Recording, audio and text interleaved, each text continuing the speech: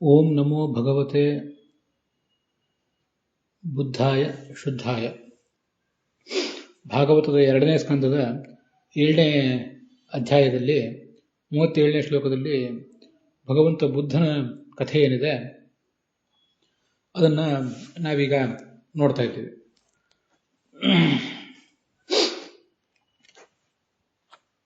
ಈ 37ನೇ ಶ್ಲೋಕದಲ್ಲಿ ಏನು ಬುದ್ಧನ ಕಥೆ ಬಂದಿದೆ, ಅಲ್ಲಿ ತ್ರಿಪುರಾಸುರದ ಕಥೆಯನ್ನು ಮತ್ತು ಭಗವಂತನ ಕಥೆಯನ್ನು, ಭಗವಂತ ಬುದ್ಧನ ಕಥೆಯನ್ನು ಎರಡನ್ನೂ ಕೂಡ ಸಮ್ಮಿಶ್ರಣ ಮಾಡಿ ಹೇಳಿದಂತೆ ಕಂಡು ಬರ್ತಾ ಇದೆ. ಇದಕ್ಕೇನು ಪರಿಹಾರ? ಇದನ್ನ ಯಾರೂ ಕೂಡ ಪರಿಹರಿಸಿದಂತೆ ಕಾಣ್ತಿಲ್ವಲ್ಲ ಅಂತ ನಾನು ಕಳೆದ ದಿವಸ ಹೇಳಿದ್ದೆ. ಅದಕ್ಕಿರುವ ಒಂದು ಪರಿಹಾರ, ಹಿಂದೆ ಒಂದು ಬುದ್ಧಾವತಾರ ಆಗಿತ್ತು, ಈಗೊಂದು ಬುದ್ಧಾವತಾರ ಆಗಿದೆ ಅಂತ ಹೇಳೋದು. ವಾದಿರಾಜ ಸ್ವಾಮಿಗಳು ಹಾಗೆ ಹೇಳ್ತಾರೆ. ಅದನ್ನು ಕೂಡ ನಾವು ನೋಡಿದ್ದೀವಿ.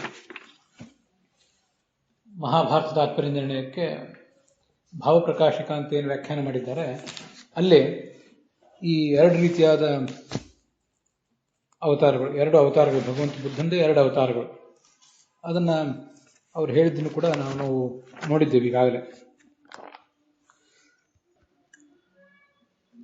2ನೇ ಅಧ್ಯಾಯದಲ್ಲಿ ಇಲ್ಲಿ ವರ್ಣಿತವಾದ ಬೌದ್ಧಾವತಾರ ಏನಿದೆ, ಇದು ಹಿಂದೆ ತ್ರಿಪುರಾಸುರ ಸ್ತ್ರೀಯರಿಗೆ ವ್ಯಭಿಚಾರವನ್ನು ಧರ್ಮ ಅಂತ ಬೋಧನೆ ಮಾಡಿದ ಅವತಾರ.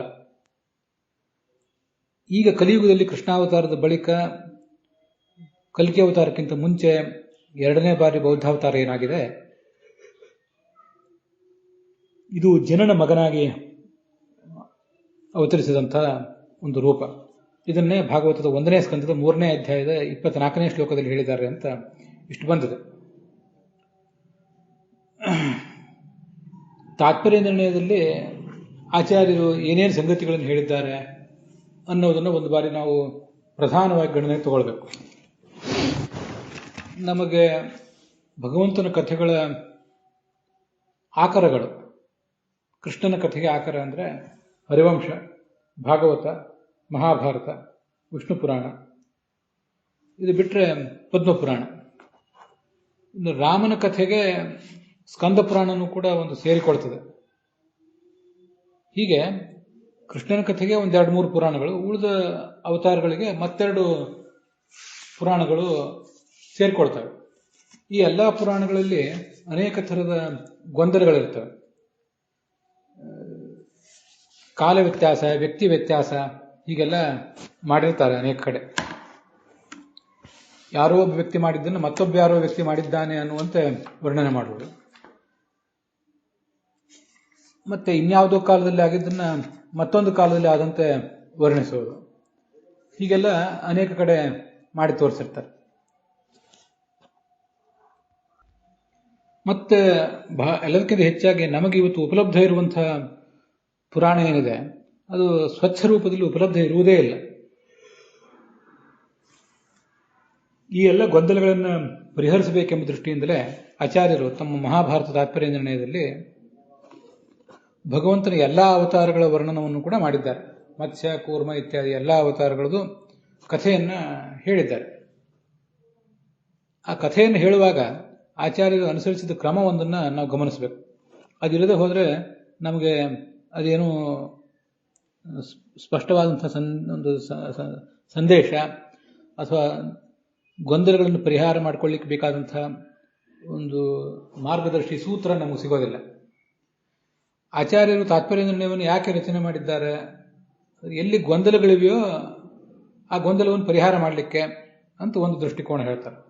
ಅದಷ್ಟೇ ಅಲ್ಲ, ಗೊಂದಲವನ್ನು ನಿವಾರಿಸುವುದಷ್ಟೇ ದೃಷ್ಟಿಕೋನ ಅಲ್ಲ, ಒಟ್ಟಾರೆ ಭಗವಂತನ ಕಥೆಯನ್ನು ಸಂಗ್ರಹಿಸುವುದು ಕೂಡ ಅವರ ಉದ್ದೇಶ ಆಗಿದೆ. ಮಹಾಭಾರತ ತಾತ್ಪರ್ಯ ನಿರ್ಣಯವನ್ನು ಮೊದಲಿಂದ ಕೊನೆ ತನಕ ನಾವು ನೋಡಿದರೆ ಎಲ್ಲಿ ಗೊಂದಲ ಇಲ್ಲವೋ ಅಲ್ಲಿಯೂ ಕೂಡ ಆ ಕಥೆಯನ್ನು ಅವರ ಆಚಾರ್ಯ ಹೇಳಿರ್ತಾರೆ. ಹಾಗಾದ್ರೆ ತಾತ್ಪರ್ಯ ಏನು? ಕಥೆಯನ್ನು ಹೇಳುವುದು ಕೂಡ ಉದ್ದೇಶ, ಏಕತ್ರ ಸಂಗ್ರಹಿಸಿ ಹೇಳುವುದು ಉದ್ದೇಶ. ಮತ್ತೆ ಘಟನೆಗಳೇನಿವೆ ಹಿಂದೆ ಮುಂದೆ ಆಗಿರ್ತಾವಲ್ಲ, ಅವುಗಳನ್ನು ಬೇರೆ ಗ್ರಂಥಗಳನ್ನು ಓದಿದಾಗ ಯಾವುದು ಮೊದಲಾಯಿತು ಯಾವುದು ಆಮೇಲೆ ಆಯಿತು ಅಂತ ನಮಗೆ ತಿಳಿಯದೆ ಏನು ಗೊಂದಲ ಆಗಿರ್ತದೆ, ಅದನ್ನು ಬಗೆಹರಿಸಿ ಮೊದಲು ನಡೆದದ್ದು ಯಾವುದು ಆಮೇಲೆ ನಡೆದದ್ದು ಯಾವುದು ಇದೆಲ್ಲವನ್ನು ತಿಳಿಸುವುದು ಅವರ ಉದ್ದೇಶ ಆಗಿರ್ತದೆ. ಆಚಾರ್ಯರು ಸರ್ವಮೂಲದಲ್ಲಿ, ವಿಶೇಷತಃ ಈ ತಾತ್ಪರ್ಯ ನಿರ್ಣಯ ಮತ್ತು ಭಾಗವತ ತಾತ್ಪರ್ಯದಲ್ಲಿ ಎರಡು ಕಡೆ ನಾವೀಗಾಗಲೇ ಗೊತ್ತಿರುವಂತೆ ಬುದ್ಧನ ಕಥೆಯನ್ನು ಸಂಗ್ರಹಿಸಿದ್ದಾರೆ. ಒಂದು 1ನೇ ಸ್ಕಂದದಲ್ಲಿ 3ನೇ ಅಧ್ಯಾಯದಲ್ಲಿ 24ನೇ ಶ್ಲೋಕ. ಕಲಿಯುಗ ಬಂದಿತ್ತು. ಕಲಿಯುಗ ಬಂದಾಗ ಗಯಾ ಪ್ರದೇಶದಲ್ಲಿ, ಕೀಕಟ ಅಂದರೆ ಗಯಾ ಪ್ರದೇಶದಲ್ಲಿ ಈ ದೈತ್ಯರನ್ನ ವಂಚಿಸಲಿಕ್ಕೋಸ್ಕರ ಬುದ್ಧ ಎಂಬ ಹೆಸರಿನಿಂದ ಜಿನ ಎಂಬವನ ಮಗನಾಗಿ ಹುಟ್ಟಿದ ಅಂತಿಷ್ಟು ಬಂದಿದೆ. ಅಲ್ಲಿ ಬ್ರಹ್ಮಾಂಡದ ಪುರಾಣದ ಮಾತನ್ನು ಆಚಾರ್ಯ ಉದ್ಧರಿಸಿದ್ದಾರೆ. ಮೋಹನಾರ್ಥಂ ದಾನವಾನ ಅಂತ ಅದನ್ನು ನಾವು ಹಿಂದೆ ನೋಡಿದ್ದೀವಿ, ಮತ್ತೀಗ ಇನ್ನೊಂದು ಬಾರಿ ನೆನಪು ಮಾಡ್ಕೊಳ್ಳೋಣ. ದಾನವರನ್ನು ವಂಚಿಸಲಿಕ್ಕೋಸ್ಕರ ಭಗವಂತ ಬಾಲರೂಪನಾಗಿ ಪ್ರಕಟನಾದ. ಅವನನ್ನು ಈ ಜಿನ ಅಥವಾ ಶುದ್ಧೋಧನ ಎತ್ತೀವ ಜಿನೇತಿ ಚೋಕ್ತಃ ಅಂತ ತಾತ್ಪರ್ಯ ನಿರ್ಣಯದಲ್ಲಿ ಏನಿದೆ, ಆ ವ್ಯಕ್ತಿ ತನ್ನ ಮಗನನ್ನಾಗಿ ಸ್ವೀಕಾರ ಮಾಡಿದ. ಅದು ಬಾಲರೂಪಿ ಅಂತೇನು ಬಂದಿದೆಯಲ್ಲ, ಅದೆಲ್ಲ ಆ ಮಹಾಭಾರತ ತಾತ್ಪರ್ಯ ನಿರ್ಣಯದಲ್ಲಿ 32ನೇ ಅಧ್ಯಾಯದಲ್ಲಿ 145ನೇ ಶ್ಲೋಕದ ಜೊತೆಗೆ ಓದಿದರೆ ಸ್ಪಷ್ಟ ಆಗ್ತದೆ. ಈ ದೈತ್ಯರು ಮಾಡಿದ ಹಾವಳಿಗಳನ್ನು ದೇವತೆಗಳು ಭಗವಂತನಿಗೆ ಭಿನ್ನವಿಸಿಕೊಂಡ್ರು. ಭಗವಂತ ಅವರಿಗೆ ಅಭಯ ನೀಡಿ ಸುಂದರವಾದ ಆಕೃತಿಯ ಶಿಶುವಾದ. ಅದರಲ್ಲಿ ಆ ತ್ರಿಪುರಾಸುರರಲ್ಲಿ ಮೊದಲನೇ ಅವನು ಕಮಲಾಕ್ಷ ಅಂತೇನಿದ್ದ, ಪ್ರಾಯಃ ಆತ, ಅವನ ಹೆಸರು ಏನೇ ಇರಲಿ, ಅವನು ಭೂಮಿಯಲ್ಲಿ ಹುಟ್ಟಿ ಶುದ್ಧೋಧನ ಅಂತಲೂ ಜಿನ ಅಂತಲೂ ಕರೆಸ್ಕೊಂಡಿದ್ದ.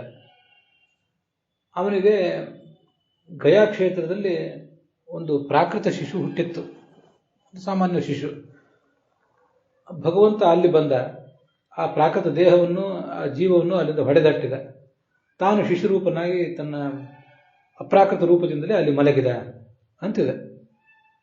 ಅದನ್ನೇ ಈ ಬ್ರಹ್ಮಾಂಡ ಪುರಾಣ ಬಾಲರೂಪನಾಗಿ ಪ್ರಕಟನಾದ ಅಂತ ಹೇಳಿರೋದು. ಅದೇ ಮಗುವನ್ನೇ ತಂದೆ ಮಗು ಅಂತ ತಿಳ್ಕೊಂಡ್ರು ಎಲ್ಲರೂ ಕೂಡ. ಅದು ಹೋಗಿದ್ದು ಗೊತ್ತಾಗಿಲ್ಲ. ತಮ್ಮ ಆ ಗಂಟೆ ಹೆಂಡತಿಯಿಂದ ಹುಟ್ಟಿದಂಥ ಒಂದು ಮಗು ಹೀಗೆಲ್ಲೋ ಹೊರಟೋಗಿದೆ, ಆ ದೇಹವೂ ಅಲ್ಲಿಲ್ಲ, ಆ ಜೀವವೂ ಅಲ್ಲಿಲ್ಲ ಅಂತ ಅನ್ನೋದು ಇವ್ರು ಯಾರಿಗೂ ಕೂಡ ಗೊತ್ತಾಗಲೇ ಇಲ್ಲ.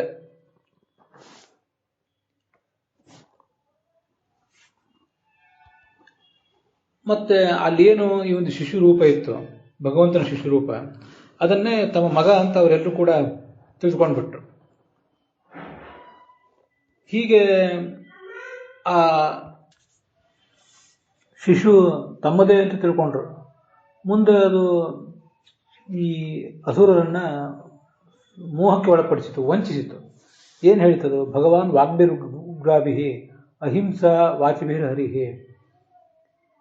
ಯಜ್ಞದಲ್ಲಿ ಪಶು ಹಿಂಸೆ ಇತ್ತು, ಮಾಂಸಾಹಾರ ತಿನ್ನೋರಿದ್ರು ಆಗಿನ ಕಾಲಕ್ಕೆ, ಈಗಿನ ಕಾಲಕ್ಕೂ ಇದ್ದಾರೆ.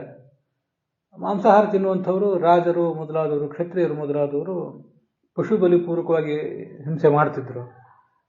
ಬರೀ ಯಜ್ಞದಲ್ಲಿ ಮಾತ್ರ ಅಲ್ಲ, ದೈನಂದಿನ ದೇವ ಪೂಜಾದಲ್ಲಿ ಕೂಡ ಅವರು ಅದನ್ನು ಮಾಂಸವನ್ನು ಭಗವಂತನಿಗೆ ನಿವೇದಿಸ್ತಾ ಇದ್ರು. ಆದರೆ ಯಜ್ಞದಲ್ಲಿಯೂ ದೇವರ ಪೂಜೆಯಲ್ಲಿಯೂ ಪಶು ಹಿಂಸೆ ಮಾಡಲೇಬಾರದು ಅಂತ ಹೀಗೆ ಅಹಿಂಸೆಯನ್ನೇ ಆ ಭಗವಂತ ಬೋಧನೆ ಮಾಡಿದ. ಅದು ಮೇಲ್ನೋಟಕ್ಕೆ ಸಿಹಿಯಾಗೇ ಇತ್ತು, ಆದರೆ ಉಗ್ರಾಭಿಹಿ ಅಂತ ಅಲ್ಲಿ ತಾತ್ಪರ್ಯ ಅಲ್ಲಿ ಹೇಳಿದೆ ಬ್ರಹ್ಮಾಂಡ ಪುರಾಣ. ಮಾತು ಕಠೋರವಾಗಿತ್ತು. ಆದ್ದರಿಂದ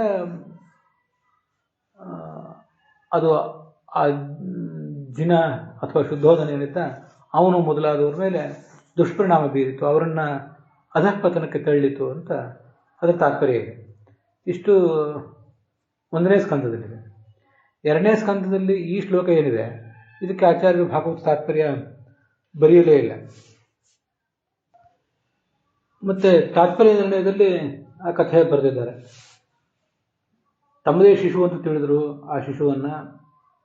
ಅದು ಆ ಶಿಶು ಇವರನ್ನು ನೋಡಿ ನಕ್ಕಿತ್ತು. ಇವರೆಲ್ಲ ಸನಾತನ ಧರ್ಮಕ್ಕೆ ಅನುಸಾರವಾಗಿ ಅನೇಕ ಕ್ರಿಯೆಗಳನ್ನೇನು ಮಾಡ್ತಿದ್ರಲ್ಲ, ಅದನ್ನೆಲ್ಲ ಅದು ನೋಡಿ ನಕ್ಕಿತ್ತು. ಆವಾಗ ಯಾರು ನೀನು ಅಂತ ಕೇಳಿದ್ರು ಅವರೆಲ್ಲ. ನಾನು ಬುದ್ಧ ಅಂತ ಹೇಳ್ಕೊಂಡಿತು.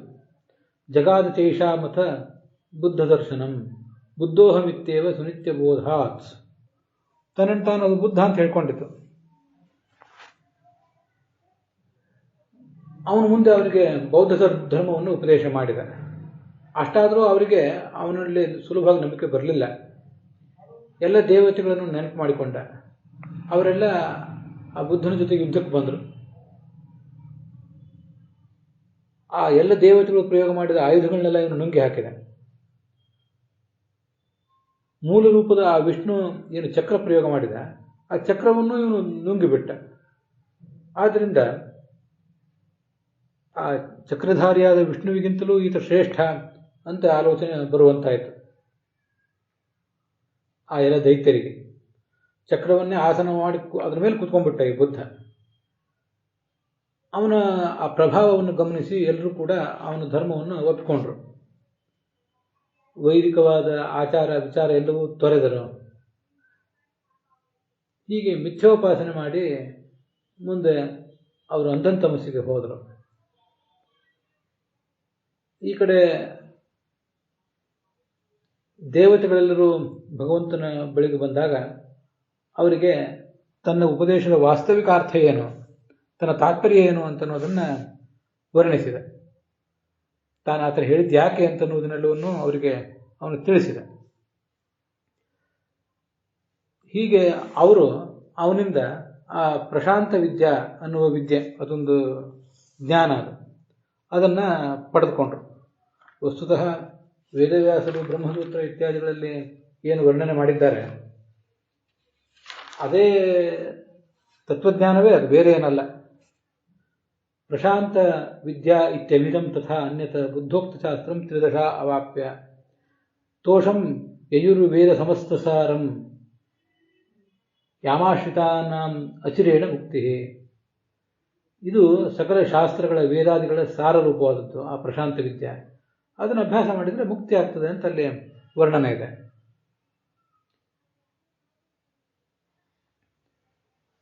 ಇದು ಆಚಾರ್ಯರು ತಾತ್ಪರ್ಯ ನಿರ್ಣಯದಲ್ಲಿ ಮತ್ತು ಭಾಗವತ ತಾತ್ಪರ್ಯದಲ್ಲಿ ಕೊಟ್ಟಿರುವಂತಹ ವಿವರಣೆ ನಮ್ಗೆ ಗೊತ್ತಿರಬೇಕು.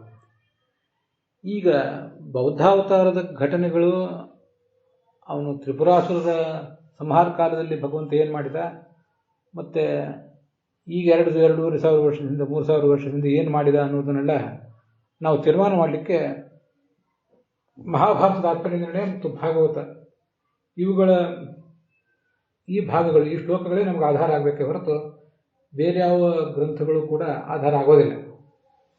ಈಗ ಉದಾಹರಣೆಗೆ ಶಿವಪುರಾಣದಲ್ಲಿ ಅದು ಬಂದಿದೆ, ನಾವು ಕಳೆದ ದಿವಸ ನೋಡಿದ್ದೇವೆ. ಶಿವಪುರಾಣದಲ್ಲಿ ರುದ್ರ ಸಂಹಿತಾದಲ್ಲಿ ಯುದ್ಧಕಾಂಡದಲ್ಲಿ ಆ ಕೆಲವು ಅಧ್ಯಾಯಗಳಲ್ಲಿ ವಿಷ್ಣು ತ್ರಿಪುರಾಸುರರ ಪತ್ನಿಯರ ಬಳಿಗೆ ಹೋಗಿ ಅವರಿಗೆ ತನ್ನ ನಗ್ನ ರೂಪದ ದರ್ಶನ ಮಾಡಿಸಿದ. ಆದ್ದರಿಂದ ಅವರು ವಂಚಿತರಾದರು, ತಮ್ಮ ಚಿತ್ತ ಸ್ವಾಸ್ಥ್ಯವನ್ನು ಕಳ್ಕೊಂಡ್ರು ಅಂತ ನಾವೆಲ್ಲ ನೋಡಿದ್ದೇವೆ. ಈ ಕಥೆ ಆಚಾರ್ಯರಿಗೆ ಅಭಿಪ್ರೇತ ಅಲ್ಲ ಅಂತ ಗೊತ್ತಾಗ್ತದೆ. ಈಗ ನಾವು ಗಮನಿಸಬೇಕು, 18 ಪುರಾಣಗಳಿವೆ. ಮದ್ವಯಂ ಭದ್ವಯಂ ಚೈವ ಭ್ರತ್ರಯಂ ಗೊತದುಷ್ಟಯಂ ಅನಾಪಲಿಂ ಗಕೂಸ್ಕಾನಿ ಪುರಾಣಾನಿ ಪ್ರಚಕ್ಷತೆ ಅಂತ 18 ಪುರಾಣಗಳಿವೆ. ಅದರಲ್ಲಿ ಶೈವ ಪುರಾಣಕ್ಕೆ ಸ್ಥಾನ ಇಲ್ಲ ಅನ್ನೋದನ್ನು ಗಮನಿಸಬೇಕು. ಶೈವ ಪುರಾಣದಲ್ಲಿ ಸ್ಥಾನ ಇರಲೇಬೇಕು ಅಂತ ಏನಿಲ್ಲ, ಅದೇನು ದೊಡ್ಡ ವಿಚಾರ ಏನಲ್ಲ. ಇಲ್ಲ, ಆದರೂ ಅದನ್ನು ಹೇಳ್ತಿದ್ದೇನೆ. ಈ 18 ಪುರಾಣಗಳಲ್ಲಿ 6 ವೈಷ್ಣವ, 6 ಬ್ರಾಹ್ಮ, 6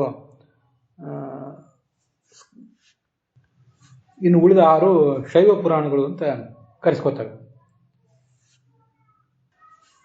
ಮದ್ವಯಂ ಮತ್ಸ್ಯ ಮಾರ್ಕಂಡೇಯ, ಭದ್ವಯ ಅಂದರೆ ಭವಿಷ್ಯ ಭಾಗವತ, ಭ್ರತ್ರಯಂ ಬ್ರಹ್ಮಾಂಡ ಬ್ರಹ್ಮವೈವರ್ತ ಮತ್ತು ಬ್ರಹ್ಮಪುರಾಣ, ಚತುಷ್ಟಯಂ ವರಾಹ ವಿಷ್ಣು ವಾಯು ವಾಮನ ಪುರಾಣ,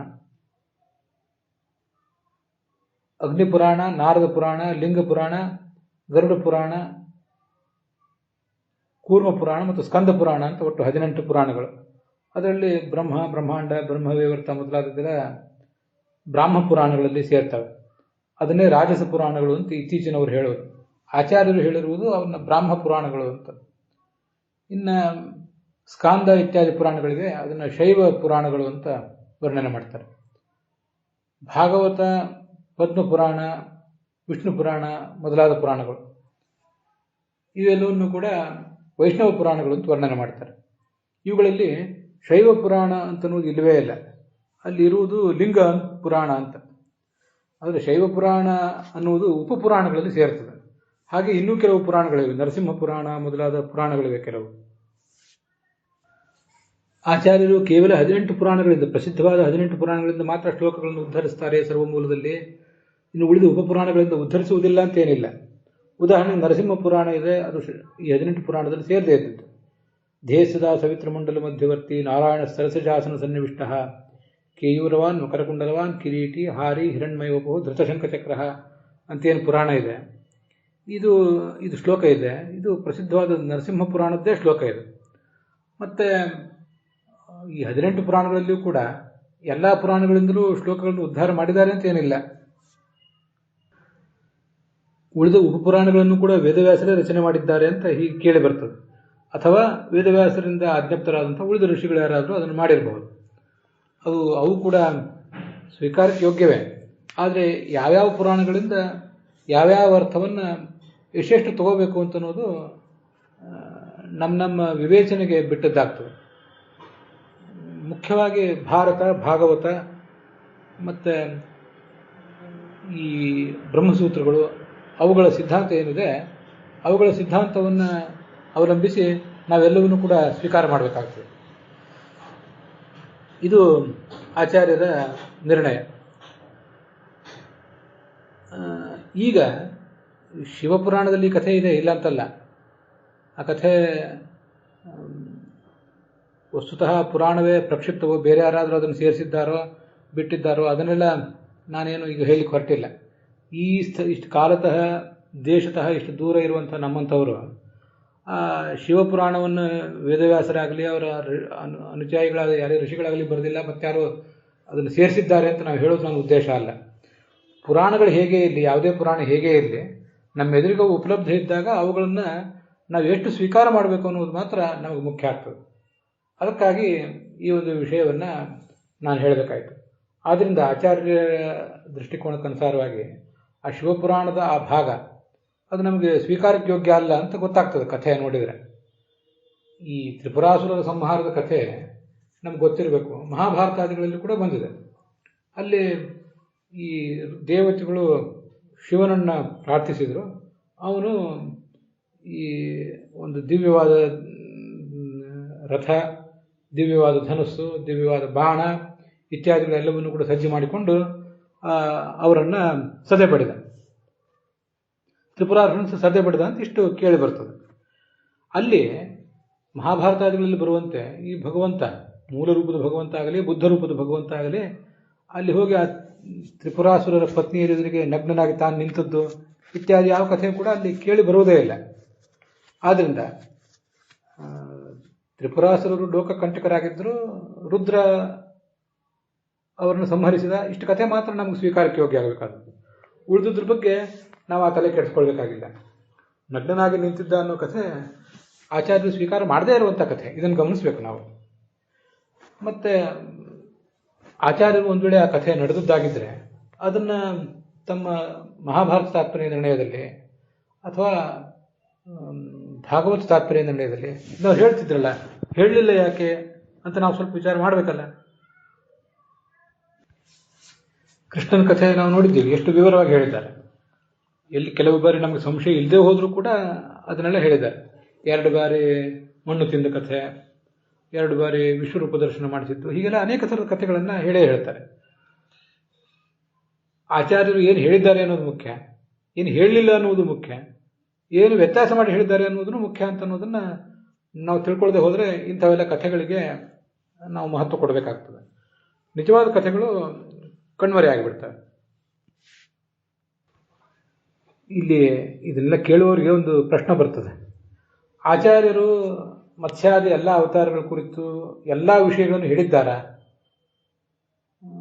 ಹೇಳಲಿಲ್ಲ ಅಂತ ಮಾತ್ರಕ್ಕೆ ಆ ಘಟನೆ ನಡೆದಿಲ್ಲ ಅಂತ ಆಚಾರ್ಯ ತಾತ್ಪರ್ಯ ಇದೆ ಅಂತ ಹೇಗೆ ನೀವು ತೀರ್ಮಾನಿಸ್ತೀರಿ ಅಂತ ಒಂದು ಪ್ರಶ್ನೆ ಬರ್ತದೆ. ನಾನು ಅದನ್ನು ಹಿಂದೆ ಮಹಾಭಾರತ ತಾತ್ಪರ್ಯ ನಿರ್ಣಯದ ಮಹಾಭಾರತದ ಪ್ರವಚನದಲ್ಲಿ ಅದರಲ್ಲಿ ತಾತ್ಪರ್ಯ ನಿರ್ಣಯವನ್ನು ಸೇರಿಸಿಕೊಂಡು ಹೇಳುವಾಗ ಅದೆಲ್ಲವನ್ನು ಕೂಡ ಅಲ್ಲಿ ನಾನು ವರ್ಣನೆ ಮಾಡಿದ್ದೆ.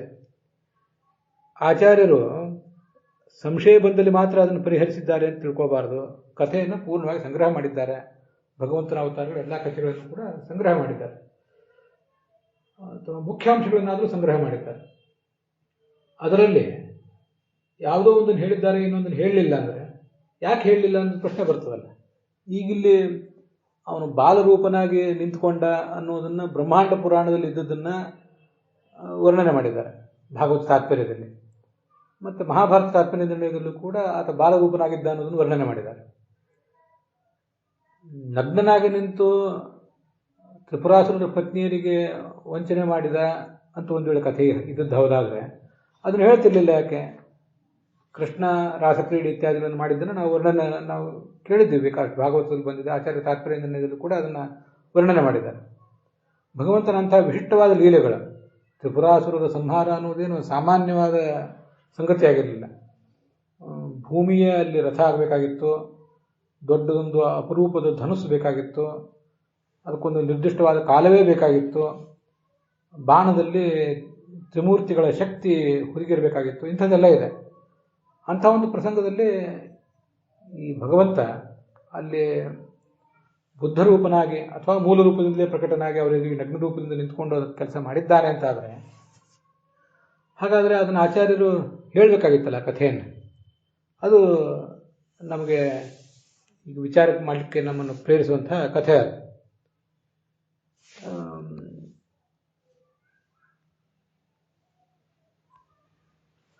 ವರಾಹ ಅವತಾರ ತಾಳಿದಾಗ ಆದಿ ಹಿರಣ್ಯಾಕ್ಷನನ್ನು ಹೇಗೆ ಕೊಂದ, ಮತ್ತು ಆಮೇಲೆ ಬಂದಿರುವಂಥ ಹಿರಣ್ಯಾಕ್ಷನನ್ನು ಹೇಗೆ ಕೊಂದ ಅದನ್ನೆಲ್ಲ ಹೇಳಿದ್ದಾರೆ. ಒಂದು ಕಡೆ ಕೋರೆ ದಾಡೆಯಿಂದ ತಿವಿದು ಕೊಂದ, ಕೆಲವೊಂದು ಕಡೆ ಕಿವಿಯ ಬುಡಕ್ಕೆ ಹೊಡೆದ ಅವನು ಕೊಂದ ಅಂತ ಸಣ್ಣ ಸಣ್ಣ ಅಂಶಗಳೆಲ್ಲ ವರ್ಣನೆ ಮಾಡಿದ್ದಾರೆ. ಮತ್ತು ವಾಮನಾವತಾರ ಇಂತಹ ಸೂಕ್ಷ್ಮ ಪ್ರಸಂಗಗಳನ್ನೆಲ್ಲ ಅಲ್ಲಿ ಅನೇಕ ಕಡೆ ವರ್ಣನೆ ಮಾಡಿದ್ದಾರೆ. ಇಂಥ ಸಣ್ಣ ಸಣ್ಣ ಅಂಶಗಳನ್ನು ವರ್ಣನೆ ಮಾಡುವಾಗ ಈ ಅಂಶವನ್ನು, ಒಂದು ಪ್ರಧಾನವಾದ ಅಂಶವನ್ನು ಬಿಟ್ಟರೆ ಯಾಕೆ ಅನ್ನೋ ಪ್ರಶ್ನೆಗೆ ಏನು ಉತ್ತರ ಇದೆ ನಮ್ಮ ಹತ್ರ? ವಾದಿರಾಜ ಸ್ವಾಮಿಗಳು ಹೇಳುವಂತೆ 2 ಬಾರಿ ಬುದ್ಧನ ಅವತಾರ ಆಗಿದ್ದಾದರೆ, ಇತಿಹಾಸದಲ್ಲಿ ಬಂದ ಗೌತಮ ಬುದ್ಧ ಅಲ್ಲದೇ ಭಗವಂತನ ಅವತಾರಗಳೇ 2 ಆಗಿದೆ ಅಂತಾದರೆ ಅದನ್ನು ಆಚಾರ್ಯರು ಹೇಳ್ತಿದ್ರಲ್ಲ. ತ್ರಿಪುರಾಸುರರ ವಧದ ಕಾಲದಲ್ಲಿ ಹಾಗೊಂದು ಆಗಿತ್ತು ಅನ್ನೋದನ್ನು ಅವ್ರು ಹೇಳಲಿಲ್ಲ ಯಾಕೆ? ಪ್ರಥಮ ಸ್ಕಂದದಲ್ಲಿ ಒಂದು ಕಡೆ, ದ್ವಿತೀಯ ಸ್ಕಂದದಲ್ಲಿ ಒಂದು ಕಡೆ ಬಂದಿದೆ. ಅದಕ್ಕೆ ದ್ವಿತೀಯ ಸ್ಕಂದದಲ್ಲಿ ಬಂದದ್ದು ಮೊದಲಾದ ಬೌದ್ಧಾವತಾರ, ಪ್ರಥಮ ಸ್ಕಂದದಲ್ಲಿ ಹೇಳಿದ್ದು ಆಮೇಲಾದ ಬೌದ್ಧಾವತಾರ ಅಂತ ಇಷ್ಟೆಲ್ಲ ವಾದಿರಾಜ ಸ್ವಾಮಿಗಳು ವ್ಯಾಖ್ಯಾನ ಮಾಡ್ತಾರಲ್ಲ. ಆಚಾರ್ಯರು ಆ ಅಂಶಗಳನ್ನು ಹೇಳ್ಬೋದಿತ್ತಲ್ಲ. ಈ ಭಾಗವತದ ಈ 37 ಶ್ಲೋಕವನ್ನು ನೋಡಿದರೆ ನಮಗೆ ಅನೇಕ ಗೊಂದಲಗಳಾಗ್ತವೆ. ಈ ಶ್ಲೋಕ ಅನ್ನುವುದು ತ್ರಿಪುರಾಸುರರ ಕಥೆಯನ್ನು ಹೇಳ್ತದೋ ಬುದ್ಧನ ಕಥೆಯನ್ನು ಹೇಳ್ತದೋ ಅಂತ ಗೊಂದಲ ಆಗ್ತದೆ. ಇಂಥ ಸಂದರ್ಭದಲ್ಲಿ ಆಚಾರ್ಯ ಹೇಳಬೇಕಾಗಿತ್ತಲ್ಲ. ಎಲ್ಲ ಗೊಂದಲಗಳನ್ನು ಅವ್ರು ಪರಿಹರಿಸಿಲ್ಲ ಅನ್ನೋ ವಿಷಯ ಬೇರೆ, ಅದನ್ನು ನಾನು ಒಪ್ತೇನೆ. ಇಷ್ಟೆಲ್ಲ ತಾತ್ಪರ್ಯ ನಿರ್ಣಯ ಮತ್ತು ಭಾಗವತ ತಾತ್ಪರ್ಯ ಇದ್ದರೂ ಕೂಡ, ಮಹಾಭಾರತ ಮತ್ತು ಭಾಗವತಗಳಿಗೆ ಆಚಾರ್ಯರು ತಾತ್ಪರ್ಯ ನಿರ್ಣಯ ಬಂದ ಮೇಲೂ ಕೂಡ ಎಲ್ಲ ಸಂಗತಿಗಳನ್ನೇನು ನಾವು ಸ್ಪಷ್ಟವಾಗಿ ತಿಳ್ಕೊಳ್ಳಿಕ್ಕೆ ಸಾಧ್ಯ ಆಗೋದಿಲ್ಲ. ಇನ್ನೂ ಅನೇಕ ಗೊಂದಲಗಳು ನಮಗೆ ಉಳಿತವೆ. ಆದರೆ ಆ ಒಂದಿಷ್ಟು ಕಥೆಯನ್ನು ಹೇಳಿದಾರಲ್ಲ ಈಗ, ಅದು ಮಗುವಾಗಿ ಅವನು ಕಾಣಿಸಿಕೊಂಡ ಇತ್ಯಾದಿ ಕಥೆಗಳನ್ನು, ಆ ಕಥೆಗಳನ್ನು ಹೇಳಿದವರು ಇದನ್ನು ಯಾಕೆ ಹೇಳಲಿಲ್ಲ ಅಂತ ಒಂದು ಪ್ರಶ್ನೆ ಬರ್ತದಲ್ಲ. ಅದಕ್ಕೇನು ಉತ್ತರ ಬರ್ತದೆ? ಮತ್ತು ಅಲ್ಲಿ ಶಿವಪುರಾಣದಲ್ಲಿಯೂ ಬರುವಂತೆ, ಮಹಾಭಾರತದಲ್ಲಿಯೂ ಬರುವಂತೆ, ಇನ್ನು ಬೇರೆ ಬೇರೆ ಕಡೆಯೆಲ್ಲ ಬರುವಂತೆ, ಮಹಾಭಾರತದಲ್ಲಿ ಈ ತ್ರಿಪುರಾಸುರರ ಪತ್ನಿಯರಿಗೆ ಆತ ನಗ್ನನಾಗಿ ದರ್ಶನ ಕೊಟ್ಟ ಅನ್ನುವ ಮಾತು ಇಲ್ಲ. ಹಾಗೆ ಅವರಿಗೆ ವಂಚನೆ ಮಾಡಿದ, ತ್ರಿಪುರಾಸುರರಿಗೆ ಆತ ವಂಚನೆ ಮಾಡಿದ ಅನ್ನುವ ಮಾತು ಕೂಡ ಮಹಾಭಾರತದಲ್ಲಿ ಏನಿಲ್ಲ. ಆದರೆ ಬುದ್ಧನಾಗಿ ಮುಂದೆ ವಂಚನೆ ಮಾಡಿದ ಅಂತ ಮಾತು ಬರ್ತದೆ. ತ್ರಿಪುರಾಸುರರಿಗೆ ವಂಚನೆ ಮಾಡಿದ, ಅವರಿಗೆ ಅತತ್ವವನ್ನು ಉಪದೇಶ ಮಾಡಿದ ಭಗವಂತ ಅನ್ನೋದು ಶಿವಪುರಾಣದಲ್ಲಿದೆ ಹೊರತು ಮಹಾಭಾರತ ತಾತ್ಪರ್ಯ ನಿರ್ಣಯದಲ್ಲಿ, ಮಹಾಭಾರತದಲ್ಲಿ ಏನು ತ್ರಿಪುರಾಸುರರ ಕಥೆ ಬಂದಿದೆ ಅಲ್ಲಿ ಅದು ಕಾಣಿಸೋದಿಲ್ಲ. ತ್ರಿಪುರಾಸುರರ ಪತ್ನಿಯರಿಗಂತೂ ಅವನು ವ್ಯಭಿಚಾರವನ್ನೇ ಧರ್ಮ ಅಂತ ಬೋಧನೆ ಮಾಡಿದ ಅನ್ನೋದು ಯಾವ ಪುರಾಣದಲ್ಲೂ ಇಲ್ಲ. ಶಿವಪುರಾಣದಲ್ಲೂ ಇಲ್ಲ, ಮಹಾಭಾರತದಲ್ಲೂ ಇಲ್ಲ, ಭಾಗವತದಲ್ಲಿಲ್ಲ, ಎಲ್ಲಿಯೂ ಇಲ್ಲ. ಅದಿರೋದು ವಾದಿರಾಜ ಸ್ವಾಮಿಗಳ ವ್ಯಾಖ್ಯಾನದಲ್ಲಿ ಮಾತ್ರ. ಇನ್ನು ಗಮನಿಸಬೇಕು. ವಾದಿರಾಜ ಸ್ವಾಮಿಗಳ ಹೆಸರಿನಲ್ಲಿ ಮುದ್ರಿತವಾದ ಎಲ್ಲವನ್ನು ಪರಮ ಪ್ರಮಾಣ ಅಂತ ಮೊದಲೇ ತೀರ್ಮಾನ ಮಾಡಿಕೊಂಡು ಹಾಗೆ ಮುಂದುವರಿಯುವುದಿದ್ರೆ ಯಾರಾದರೂ, ಅದ್ರ ಬಗ್ಗೆ ನಂದೇನು ಆಕ್ಷೇಪ ಇಲ್ಲ. ಇಲ್ಲಿ ನಂದು ಆಕ್ಷೇಪ ಇದ್ರಾದರೂ ಅದರಿಂದ ಏನಾಗೋದಿದೆ, ಒಪ್ಪೋರು ಒಪ್ಪುತ್ತಾರೆ, ಒಪ್ಪದೇ ಇದ್ದವ್ರು ಇಲ್ಲ. ಸ್ವಯಂ ಶ್ರೀಮದ್ ಆಚಾರ್ಯರೇ ಮಹಾಭಾರತ ತಾತ್ಪರ್ಯ ನಿರ್ಣಯ ಮತ್ತು ಭಾಗವತ ತಾತ್ಪರ್ಯ ಇತ್ಯಾದಿ ಕಡೆಗಳಲ್ಲಿ ನಡೆದ ಘಟನೆಗಳಿಗೆ ಹಿನ್ನೆಲೆಯಾಗಿ ಯಾವ್ಯಾವ ಪುರಾಣದಲ್ಲಿ ಏನೇನು ಬಂದಿದೆ ಅನ್ನೋದನ್ನು ವರ್ಣನೆ ಮಾಡಿರ್ತಾರೆ. ಆ ಪುರಾಣದಲ್ಲಿ ಬಂದಿದೆ ಅಂದ್ರೆ ನಾವು ಅದನ್ನು ಸ್ವೀಕಾರ ಮಾಡಬಹುದು ಅಂತ ಅವ್ರ ತಾತ್ಪರ್ಯ ಆಗಿರ್ತದೆ. ಸಕಲ ಶಾಸ್ತ್ರಗಳನ್ನು ಆಲೋಚನೆ ಮಾಡಿ ಈ ನಿರ್ಣಯವನ್ನು ನಾನು ಹೇಳಿದ್ದೇನೆ ಅಂತ ಹೇಳ್ತಾರೆ. ಅಂಥದ್ರಲ್ಲಿ ಯಾವ ಪುರಾಣದ ಉಲ್ಲೇಖವೂ ಇಲ್ಲದೇನೆ ಅವರಿಗೆ ವ್ಯಭಿಚಾರವನ್ನು ಬೋಧನೆ ಮಾಡಿದ ಅಂತ ವಾದಿರಾಜ ಸ್ವಾಮಿಗಳು ಹೇಳುವುದು, ಅಥವಾ ವಾದಿರಾಜ ಸ್ವಾಮಿಗಳ ಹೆಸರಿನಲ್ಲಿ ಬೇರೆ ಯಾರಾದರೂ ಹಾಗೆ ಹೇಳುವುದೇನಿದೆ, ಅದು ಹೇಗೆ ಸ್ವೀಕಾರಕ್ಕೆ ಯೋಗ್ಯ ಆಗ್ತದೆ? ಇಡೀ ಮಹಾಭಾರತ ಲಕ್ಷಾಲಂಕಾರ ಮತ್ತು ಮಹಾಭಾರತ ತಾತ್ಪರ್ಯ ನಿರ್ಣಯಕ್ಕೆ ಭಾವಪ್ರಕಾಶಿಕ ಇವೆರಡನ್ನು ಚೆನ್ನಾಗಿ ನಾವು ಆಲೋಚನೆ ಮಾಡಿದರೆ ಎಷ್ಟು ಇಂಥ ಸಮಸ್ಯೆಗಳು ಕಾಣ್ತವೆ. ನಾನು ಹೊಸದಾಗಿ ಈ ಭಾಗವತವನ್ನು ಮಾತ್ರ ಕೇಳುವವರ ಅನುಕೂಲಕ್ಕಾಗಿ ಇದನ್ನು ಹೇಳ್ತಿದ್ದೇನೆ. ತೀರಾ ಸಂಸ್ಕೃತವೇ ಬರದೇ ಇರುವಂತಹ ಒಬ್ಬ ಸಾಮಾನ್ಯ ಮನುಷ್ಯ, ಅಜ್ಞಾನಿಯಾದ ಮನುಷ್ಯ ಶಾಸ್ತ್ರಗಳಿಗೆ ಕೈ ಹಾಕಿದರೆ ಹೇಗೆ ಶಾಸ್ತ್ರಗಳಿಗೆ ಅಪಾರ್ಥ ಆಗುವುದು ಅನ್ನೋದೆಲ್ಲ ಲಕ್ಷಾಲಂಕಾರದಲ್ಲಿ ಭಾವಪ್ರಕಾಶಕಾದಲ್ಲಿ ಕಾಣುತ್ತದೆ. ಅಷ್ಟು ತೀರಾ ಅಸಂಗತವಾದ ಸಂಗತಿಗಳಿವೆ, ಸರ್ವಮೂಲಕ್ಕೆ ವಿರುದ್ಧವಾದ ಸಂಗತಿಗಳಿವೆ, ಅನೇಕ ಸ್ಮೃತಿಗಳಿಗೆ ವಿರುದ್ಧವಾದ ಸಂಗತಿಗಳಿವೆ, ಕೋಶಗಳಿಗೆ ವಿರುದ್ಧವಾದ ಸಂಗತಿಗಳಿವೆ. ಇಂಥದನ್ನೆಲ್ಲ ನಾವು ವಾದಿರಾಜ ಸ್ವಾಮಿಗಳು ಹೆಸರಿನಲ್ಲಿ ಮುದ್ರಿತವಾದನ್ನು ಪರಮಭಕ್ತಿಯಿಂದ ನಂಬಿಕೊಂಡು ಹಾಗೆ ಮುಂದುವರಿಯುವುದಾದರೆ ತತ್ವನಿರ್ಣಯ ಆಗೋದು ಹೇಗೆ? ನನಗಂತೂ ಇದು ಸಾಧ್ಯ ಆಗೋದಿಲ್ಲ. ಮತ್ತೊಂದು ವಿಚಾರ ಹೇಳ್ತೇನೆ, ಅದು ಇಲ್ಲಿ ಹೇಳುವ ನಮ್ಮ ಪುರಾಣ ಹೇಳುವ ಕಥೆ ಅಲ್ಲ, ಇದು ಭಗವಂತನ ಪುರಾಣ ಹೇಳಿ ಕೂತವ್ರು ನಾವು.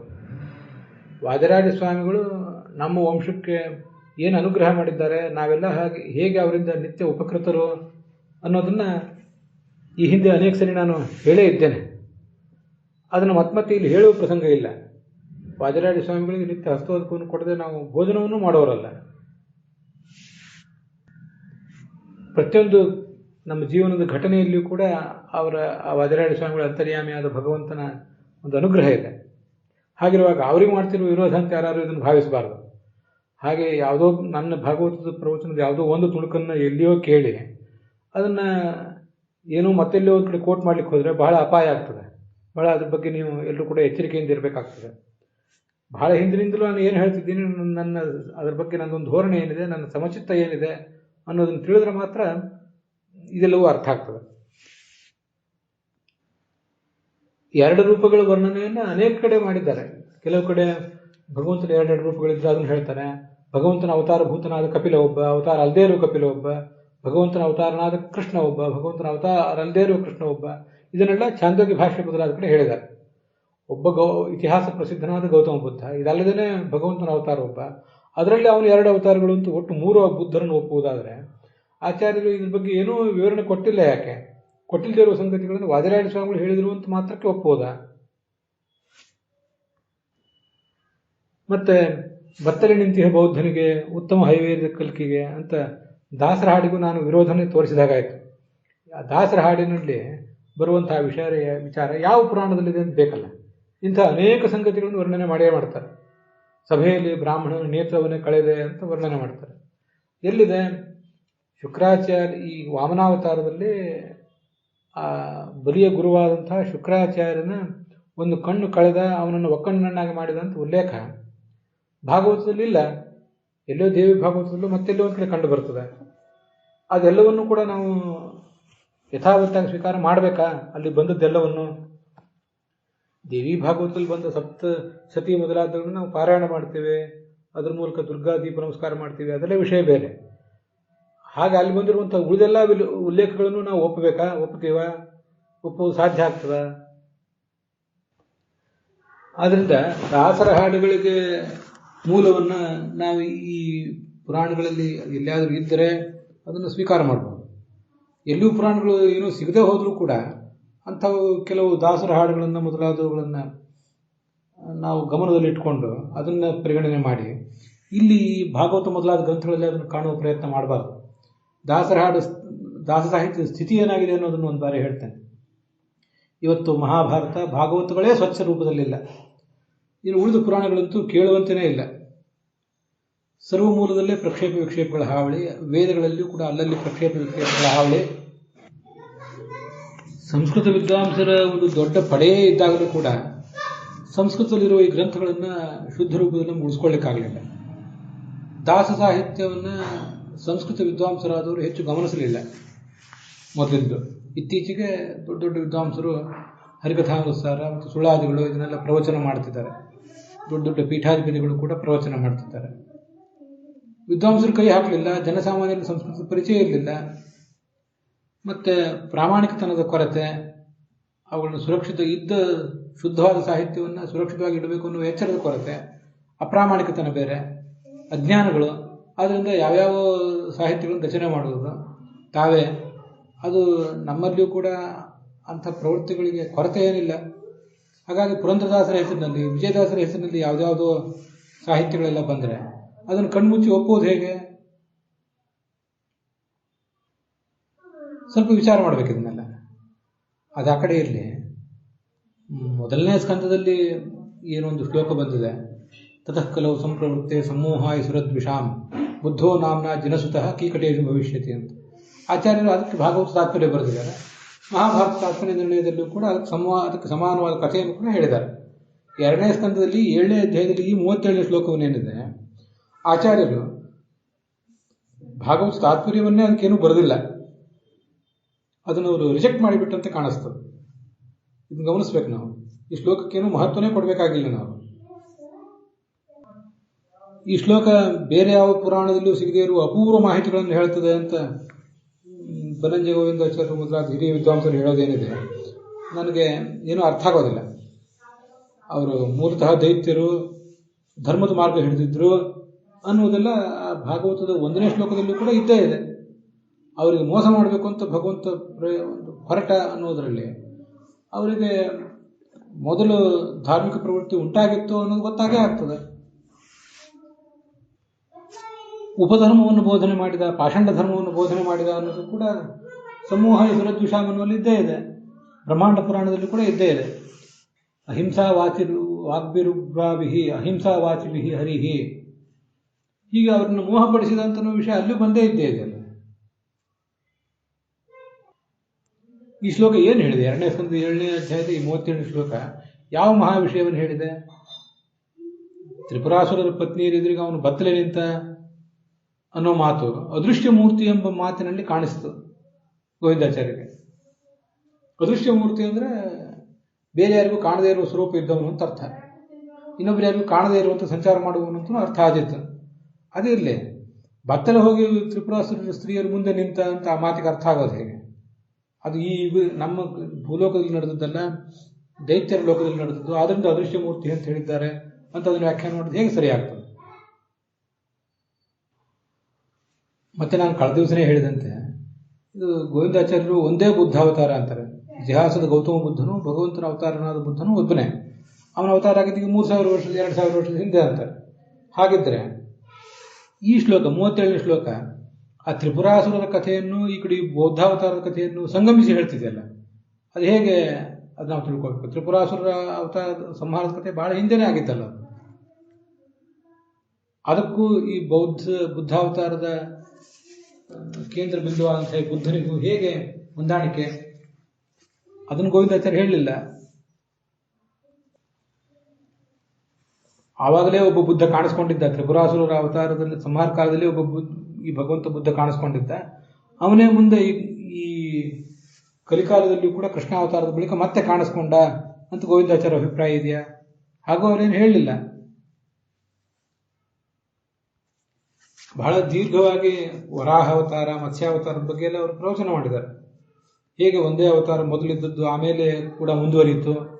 ಕೆಲವು ಬಾರಿ ಮತ್ತೊಂದು ಬಾರಿ ಒಂದು ಅವತಾರ ಉಪಸಂಹೃತ ಆಗಿ ಮತ್ತೊಂದು ಬಾರಿ ಅದೇ ಹೆಸರಿನಿಂದ ಇನ್ನೊಂದು ಅವತಾರ ಆಯಿತು ಅಂತ ಅನ್ನೋದನ್ನೆಲ್ಲ ವರ್ಣನೆ ಮಾಡಿದ್ದಾರೆ. ನಾವು ಅದನ್ನ ಹಿಂದೆ ನೋಡಿದ್ದೇವೆ. ಮತ್ಸ್ಯ, ಕೂರ್ಮ, ವರಾಹ ಇತ್ಯಾದಿ. 2ನೇ ಸ್ಕಂದದ 7ನೇ ಅಧ್ಯಾಯದ ಉದ್ದಕ್ಕೂ ಇದೇ ಒಂದು ವಿಮರ್ಶವನ್ನೇ ನಾವು ನೋಡ್ತಾ ಬಂದಿದ್ದೇವೆ. ಹಾಗೆ ಇಲ್ಲಿ ಬುದ್ಧಾವತಾರವೂ ಕೂಡ ಈ ಹಿಂದೆ ತ್ರಿಪುರಾಸುರ ಸಂಹಾರ ಕಾಲದಲ್ಲಿ ಆಗಿತ್ತು, ಅದೇ ಈಗಿಲ್ಲಿ ಮತ್ತೆ ಕಾಣಿಸಿಕೊಂಡಿತ್ತು ಅಂತ ಅನ್ನುವುದಾದ್ರೂ ಹಾಗಾದಲ್ಲಿ ಅದನ್ನು ಹೇಳ್ಬೋದಾಗಿತ್ತಲ್ಲ, ಆಚಾರ್ಯ ಹೇಳ್ಬೋದಿತ್ತು, ಇಲ್ಲಿ ಗೋವಿಂದಾಚಾರ್ಯ ಹೇಳ್ಬೋದಿತ್ತು. ಶುದ್ಧೋದನೆಯತ್ತೇವ ಜಿನೇತಿ ಚೋಕ್ತ ಅಂತಿದೆಯಲ್ಲ, ಇದು ಕೆಲವು ಸಂಗತಿಗಳು ನಮಗೆ ಈಗ ಪೂರ್ಣವಾಗಿ ಅರಿವಿಗೆ ಬರೋದಿಲ್ಲ. ಅದರಿಂದ ನಾವು ಅದ್ರ ಬಗ್ಗೆ ಸ್ವಲ್ಪ ಇನ್ನೂ ವಿಮರ್ಶೆ ಮಾಡುವುದು ಒಳ್ಳೆಯದು. ಈ ಶುದ್ಧೋಧನ ಮಗನಾಗಿ ಹುಟ್ಟಿದ ಈ ಭಗವಂತ ಬೌದ್ಧಾವತಾರಕ್ಕೆ ಮೂಲ ಪುರುಷನಾದ. ಅವನ ತಂದೆ ಜಿನ, ಅವನಿಗೆ ಶುದ್ಧೋಧನ ಅಂತ ಹೆಸರಿತ್ತಲ್ಲ, ಆ ಜಿನನಿಂದ ಜೈನ ಧರ್ಮ ಮುಂದುವರಿಯಿತು ಅಂತ ಗೋವಿಂದಾಚಾರ್ಯ ಒಂದು ಕಡೆ ಹೇಳ್ತಾರೆ. ಹಾಗಾದರೆ ವೃಷಭಾವತಾರ, ವೃಷಭರೂಪನ ಭಗವಂತನ ಬಗ್ಗೆ ವರ್ಣನೆ ಏನು ಬಂದಿದೆ ಈ ಹಿಂದೆ, ಇಲ್ಲೇ 7ನೇ ಸ್ಕಂದದಲ್ಲಿ ಅಥವಾ ಮುಂದೆ 5ನೇ ಸ್ಕಂದದಲ್ಲಿ ಮತ್ತೆ ವಿವರವಾಗಿ ಏನು ಬರೋದಿದೆ, ಅವನಿಂದ ಜೈನ ಧರ್ಮ ಮುಂದುವರಿತು ಅಂತ ಕೂಡ ಒಂದು ಬಾರಿ ಹೇಳ್ತಾರೆ. ಹಾಗಾದರೆ ಜೈನ ಧರ್ಮ ಮುಂದುವರೆದಿದ್ದು ಯಾರಿಂದ? ಅದು ಹುಟ್ಟಿದ್ಯಾರಿಂದ?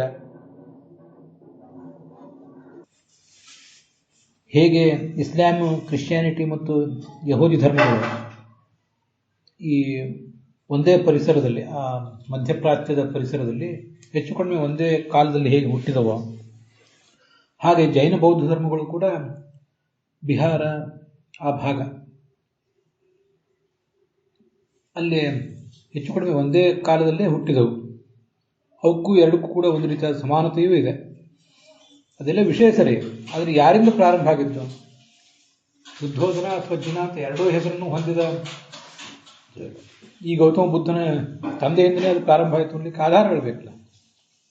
ಅಂಥ ಆಧಾರಗಳು ನನಗೆ ಸಾಕಾಗೋದಿಲ್ಲ. ತುಂಬ ಸ್ಪಷ್ಟವಾದ ಆಧಾರ ಇದ್ದರೆ ನಾವು ಏನಾದ್ರು ಹೇಳ್ಬೋದು. ಇಲ್ಲದೆ ಹೋದರೆ ಅಂಥ ವಿಷಯಗಳನ್ನು ನಾವು ಪೆಂಡಿಂಗ್ ಇಡುವುದು ಯೋಗ್ಯ. ಸ್ಪಷ್ಟವಾದ ಆಧಾರ ಸಿಕ್ಕ ಮೇಲೆ ನಾವು ಅದ್ರ ಬಗ್ಗೆ ಏನಾದರೂ ನಂಬಬಹುದು. ಇದು ನನ್ನ ಆಲೋಚನೆ.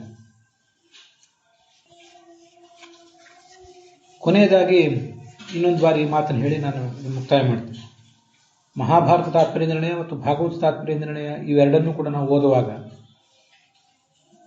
ಆ ಭಗವಂತನ ಮತ್ಸ್ಯಾದಿ ಅವತಾರಗಳು, ಅವುಗಳಿಗೆ ಹಿನ್ನೆಲೆಯಾಗಿ ಮಹಾಭಾರತ, ಭಾಗವತ, ಹರಿವಂಶ, ಪದ್ಮಪುರಾಣ, ವಿಷ್ಣು ಪುರಾಣ, ಸ್ಕಂದ ಪುರಾಣ ಇತ್ಯಾದಿ ಏನೇನು ಪುರಾಣಗಳಿವೆ ಅವೆಲ್ಲವನ್ನೂ ಒಂದು ಬಾರಿ ನಮ್ಮ ಸಾಧ್ಯವಾಟ್ಟು ನಮ್ಮ ಕಣ್ಮುಂದೆ ಇಟ್ಕೊಂಡು ಒಂದು ಘಟನೆ, ಅದು ಯಾವ ಪುರಾಣದಲ್ಲಿ ಇದೆ, ಯಾವ ಪುರಾಣದಲ್ಲಿ ಇಲ್ಲ, ಯಾವ ಪುರಾಣದಲ್ಲಿ ಸ್ವಲ್ಪ ವ್ಯತ್ಯಸ್ತವಾಗಿದೆ ಅನ್ನೋದನ್ನೆಲ್ಲ ಗುರುತು ಮಾಡ್ಕೋಬೇಕು.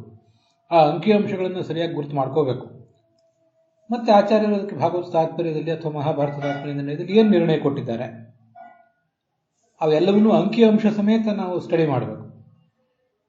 ಯಾವ ಒಂದು ಕಥೆ ಒಂದು ಕಡೆ ಇದೆ, ಯಾವುದು ಇದೆ, ಯಾವುದು ಇಲ್ಲ, ಇದ್ದೇ ಯಾವುದು ವ್ಯತ್ಯಸ್ತವಾಗಿದೆ, ಹಾಗೆ ಎಲ್ಲವನ್ನೂ ಕೂಡ ನಾವು ಮಾಡಿದಾಗ ಒಂದು ಅರ್ಥ ತೀರ್ಮಾನ ಆಗ್ತದೆ.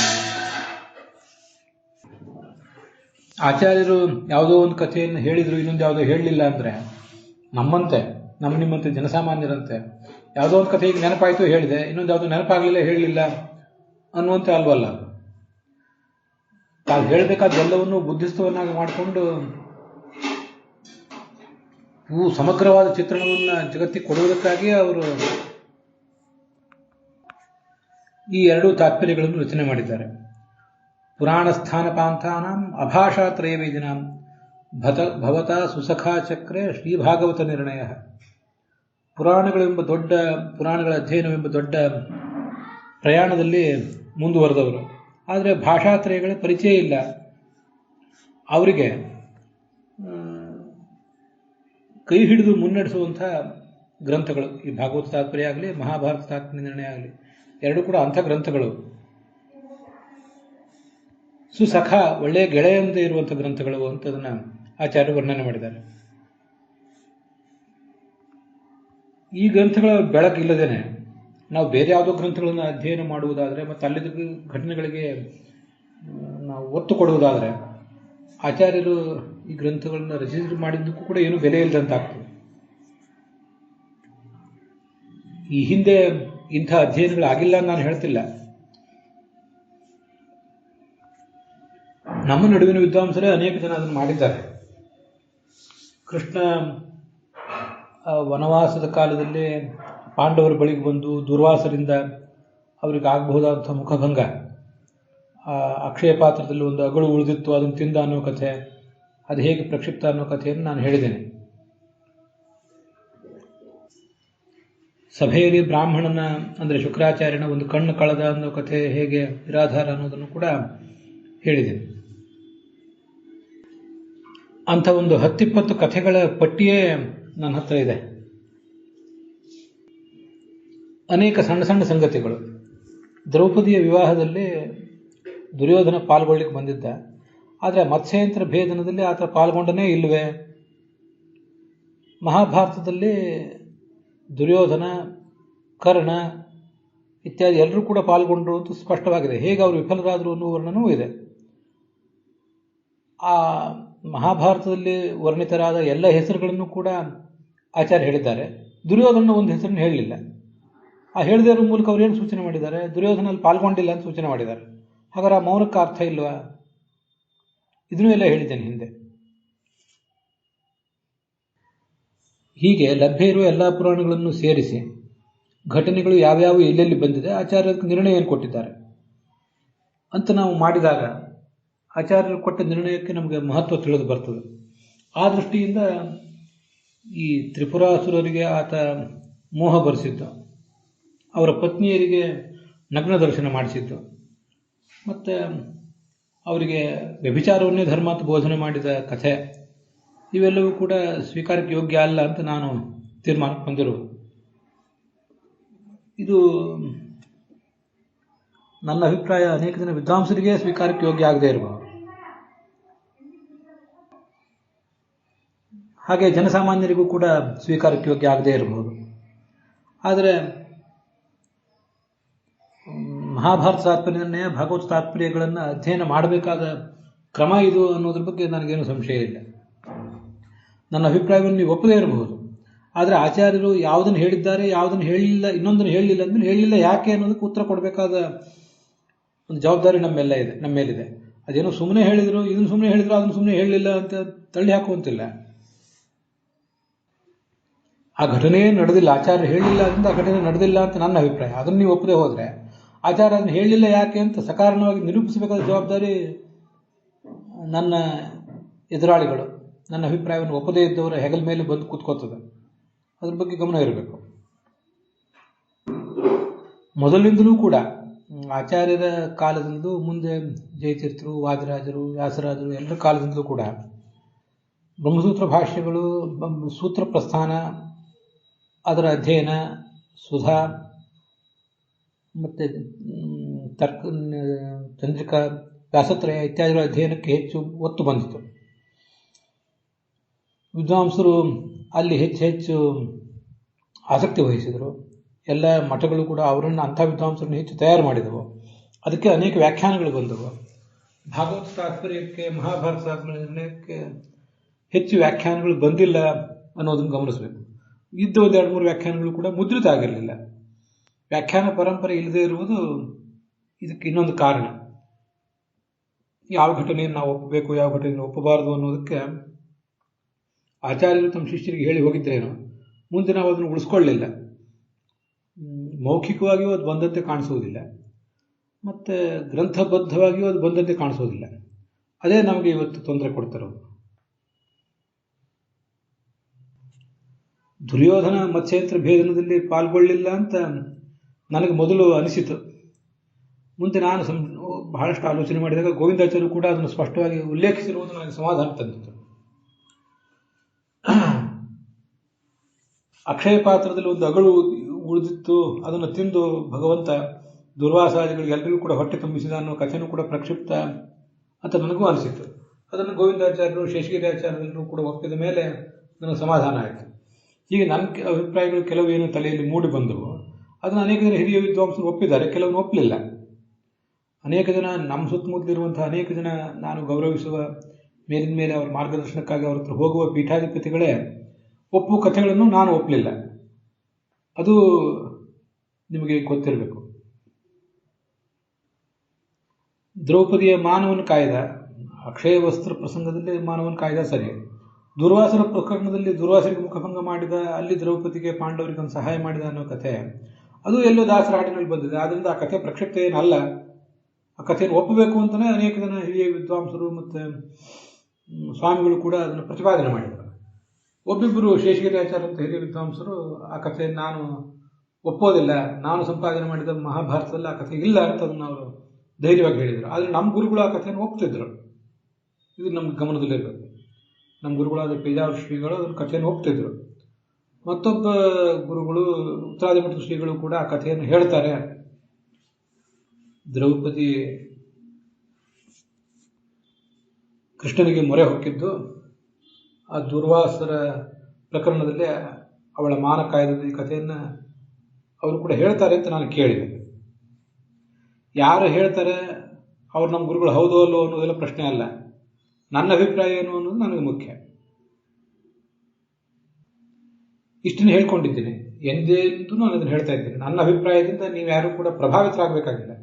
ನನ್ನ ಅಭಿಪ್ರಾಯವನ್ನು ಒಪ್ಪಿಯೂ ಕೇಳಿಯೂ ಕೂಡ ನಿಮ್ಮ ಅಭಿಪ್ರಾಯವನ್ನು ನಾವು ಸ್ವೀಕಾರ ಮಾಡೋದಿಲ್ಲ ಅಂತ ನೀವು ಸ್ಪಷ್ಟವಾಗಿ ಧೈರ್ಯದಿಂದ ಹೇಳ್ತೀರಿ ಅಂತಾದರೆ ನನಗೆ ಅದೇ ಸಂತೋಷದ ಸಂಗತಿ. ಮತ್ತೆಲ್ಲ ವಿಮರ್ಶೆ ಮಾಡಿ ನನ್ನ ಮಾತನ್ನು ನೀವು ಒಪ್ತೀರಿ ಅಂತಾದರೆ ಅದು ಕೂಡ ಒಂದು ಮಹತ್ವದ ಸಂಗತಿಯೇ. ಅಂತೂ ಇದನ್ನು ನಿಮ್ಮ ಇಷ್ಟಕ್ಕೆ ಬಿಟ್ಟಿದ್ದೇನೆ. ಈ 37ನೇ ಶ್ಲೋಕದಲ್ಲಿ ಏನು ಹುರುಳಿಲ್ಲ ಅಂತ ನನ್ನ ತಾತ್ಪರ್ಯ. ಮುಂದೆ ನಾವು 38ನೇ ಶ್ಲೋಕದಲ್ಲಿ ಕಲ್ಕಿ ಅವತಾರದ ಬಗ್ಗೆ ನಾಳೆ ದಿವಸ ನೋಡೋಣ.